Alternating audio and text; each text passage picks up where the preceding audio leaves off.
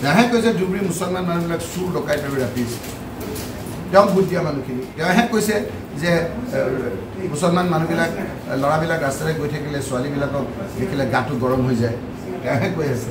গতিকে এই কথা বতৰাবিলাক মই ক'ব নোখোজোঁ কিয় আজি আপোনালোকে দেখিছে যে এই ধৰণৰ কথা বতৰাবিলাক হ'ব নাপায় ধনঞ্জয় ৰাভা বুলি এজন ৰাভা সম্প্ৰদায়ৰ লোকক ৰঞ্জিত দাস বুলি এখন ভাৰতীয় সংখ্যালঘু লোক 4জন লগত লৈ যেতিয়া দিল্লীলৈ গৈছিলোঁ কপিল চিবালৰ দৰে উকিল ইন্দিৰা জয়সিং সলমান খুৰছিদ বিবেক তনখা এইসকলক লগত লৈ যেতিয়া যুঁজিছিলোঁ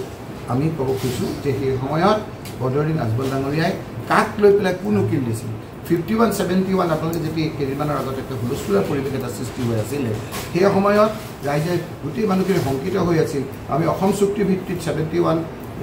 1971 মাৰ্চৰ ভিত্তিত হ'ব লাগে বুলি কৈছিলোঁ যেতিয়া 51 কৰিব লাগে বুলি বিভিন্ন ধৰণে যুক্তি আগবঢ় কৰিছিল আমি যেতিয়া কপিল চিবাল ইন্দিৰা জয়সিং আদি বিভিন্ন ধৰণে আমি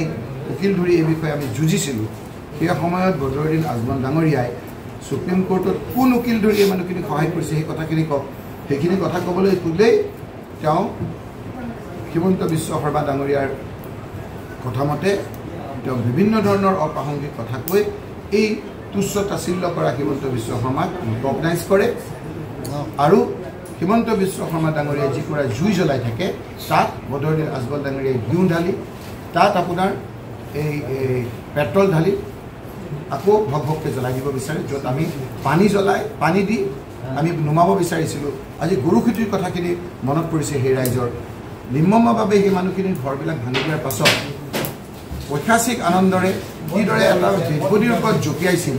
সেই কথাখিনি আজি ৰাইজৰ ক্ষোভবিলাক আজি ভূতৰ আকাৰ লৈছে এনে 101 কথা বতৰাই আজি বদৰুদ্দিন আজমল ডাঙৰীয়া আৰু তেওঁৰ আপোনাৰ ৰাজনৈতিক পাৰ্টনাৰ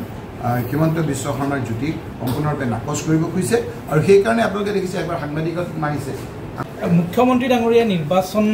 আৰম্ভ হোৱাৰ আগতে কৈছে যে তেওঁ বাকী 13টা সমষ্টিত যাব 14টা নম্বৰ সমষ্টিত ধুবুৰীত নাযায় তাত AIDF আৰু কংগ্ৰেছক যুঁজিবলৈ দিব মুখ্যমন্ত্ৰী ডাঙৰীয়াৰ মহিমা অপাৰ মুখ্যমন্ত্ৰী ডাঙৰীয়াই মোদী ডাঙৰীয়াক কি কৈ থৈছিল আপোনালোকে এতিয়া প্ৰচাৰ কৰিবলৈ সাহস নকৰে কাৰণ ক'লে ক'ব যে আপুনি কোন চেনেলত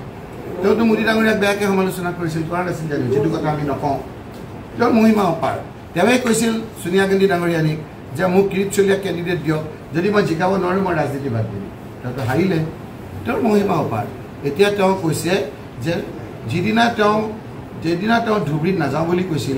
সেইদিনাই একদিন নহয় সেইদিনাই মই কৈছিলোঁ যে মুখ্যমন্ত্ৰী ডাঙৰীয়া ফাৰ্ষ্ট ফেজটোৰ কাৰণে ৰখি আছে ছেকেণ্ড ফেজটোৰ কাৰণে ৰখি আছে থাৰ্ড ফেজত আৰু এটা কথা কৈ আছোঁ থাৰ্ড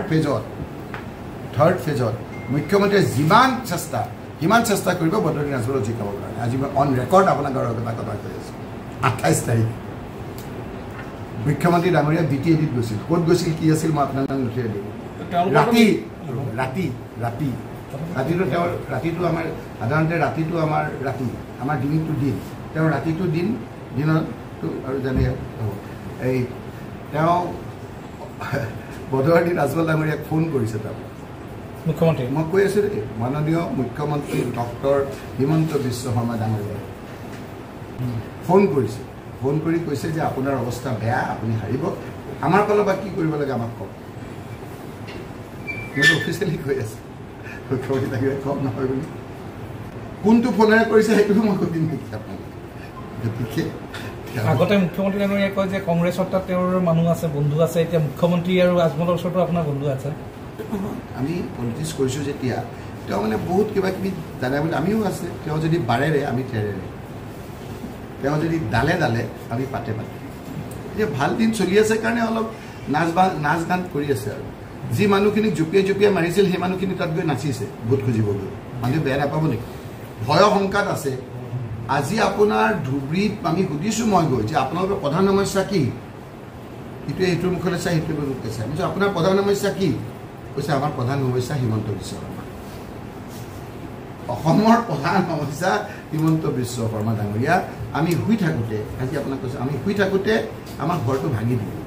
এই যে বিজেপিৰ ডাঙৰ অফিচটো দেখিছে বিজেপিৰ যে নিয়া ভোট নালাগে বুলি যে কৈ আছে তাৰ প্ৰতিটো ইটাত ধুবুৰীৰ সেই বৃষ্টিবিলাকৰ নামবিলাক লিখা আছে মই আপোনাক অন ৰেকৰ্ড কৈ আছোঁ ধুবুৰী অসমৰ নহয় ভাৰতবৰ্ষৰ ভিতৰত টেকনিকেলি চাউণ্ড আমাৰ যিবিলাক পাইলিং যিটো টেকনিকেলি চাউণ্ড মই আকৌ কৈছোঁ টেকনিকেলি চাউণ্ড আমাৰ সেই মানুহবিলাকে কৰ্ম কৰি খায়, কৰ্ম কৰে, দিনে ৰাতিয়ে ৰোজা ৰাখে, তেওঁলোকে লগনে থাকে আৰু লগনে থাকি পেলাই ঈদৰ 5 দিন আগতে যায় পইচাখিনি লৈ পৰিয়ালটোৰ লগত ভালকৈ ল'ৰা ছোৱালীৰ লগত থাকিব কাৰণে। যেতিয়া গৈ পেলাই থাকে সেই সময়ত ঘৈণীয়েকৰ বুকুৰ পৰা গিৰিয়েকক কাঢ়ি লৈ আনি বিভিন্ন কেছ যাত্ৰীকে হিমন্ত বিশ্ব শৰ্মা ডাঙৰীয়াই জেলত পঠিয়ায়। ডেকা ল'ৰাবিলাকক মাতি নি পেলাই গুলিয়ায়, এনকাউণ্টাৰ বুলি কয়, পিছত হাইকোৰ্টতো কেছ চলি আছে। শুই থকা, কালি পৰীক্ষা আছে, অকল ইয়াতে নহয় গুৱাহাটীত। এইবিলাক যেতিয়া আমি পানী দি নুমাবলৈ গৈছোঁ, বদৰুদ্দিন আজমল ডাঙৰীয়াই হিমন্ত বিশ্ব শৰ্মা ডাঙৰীয়াৰ এই জুইত ঘিউ জ্বালি সহায় কৰি কৈছে যে এই ল'ৰা ছোৱালীবিলাক ধুবুৰীৰ মুছলমান ল'ৰাবিলাক চুৰ ডকাই আৰু ধৰ্ষণকাৰী ৰেপিষ্ট বুলি কৈছে। তেওঁৰ আজি মাৰপিট কৰিছে, সাংবাদিকক মাৰিছে, কিন্তু মাৰিছে না সাংবাদিকক। এই যে এজন নিষ্ঠাবান RSSৰ নেতা, অকল ইয়াতে নহয় গুৱাহাটীত। এইবিলাক যেতিয়া আমি পানী দি নুমাবলৈ গৈছোঁ, বদৰুদ্দিন আজমল ডাঙৰীয়াই হিমন্ত বিশ্ব শৰ্মা ডাঙৰীয়াৰ এই জুইত ঘিউ জ্বালি সহায় কৰি কৈছে যে এই ল'ৰা ছোৱালীবিলাক ধুবুৰীৰ মুছলমান ল'ৰাবিলাক চুৰ ডকাই আৰু ধৰ্ষণকাৰী ৰেপিষ্ট বুলি কৈছে। তেওঁৰ আজি মাৰপিট কৰিছে, সাংবাদিকক মাৰিছে, কিন্তু মাৰিছে না সাংবাদিকক। এই যে এজন নিষ্ঠাবান RSSৰ নেতা নলবাৰীৰ, তেওঁলোকে যে আহি ক'লে যে এই হিমন্ত বিশ্ব শৰ্মাৰ কাৰণে আমাৰ বিজেপিও ডুবিব, আমি পুৰণা নিষ্ঠাবান বিজেপিসকলেও ডুবিব। মই আজি এটা কৈছোঁ, কোচ ৰাজবংশীসকলৰ এটা শকত এটা চাইজেবল পপুলেশ্যন কংগ্ৰেছ কৰে, এটা দেই কোচ ৰাজবংশীসকল, এটা বৃহৎ অংশ বিজেপি কৰে। এই লোকসকলে হিমন্ত বিশ্ব শৰ্মাক খুব যে ইমান কষ্ট কৰি আমি বিজেপি কৰিলোঁ, এতিয়া ভোট দিবলৈ আমাৰ চিম্বলটো নাই ধুবুৰী। আমিতো AGPক নিদিওঁ, AGP জন্ম হৈছে আমাক অত্যাচাৰ কৰিবৰ কাৰণে, বাকী সংখ্যালঘুসকলে কৈছে। গতিকে আপোনাৰ এই যে মাৰপিট কৰিছে, এনেই কৰা নাই। মাৰপিট যে কৰিছে, মাৰপিট কেতিয়া কৰে? মই কৰিছোঁ জানো? আমি কৰিম? মোৰতো গৰম হৈ থাকোঁতে, মোৰ কেতিয়া গৰম হয়? যেতিয়া মাটিত ভৰিখন নাথাকে। নহয় চাবচোন, আপুনি বহি থাকিলেও ভৰিখন ওলমি থাকে, মাটিতে ভৰিখন নাথাকে।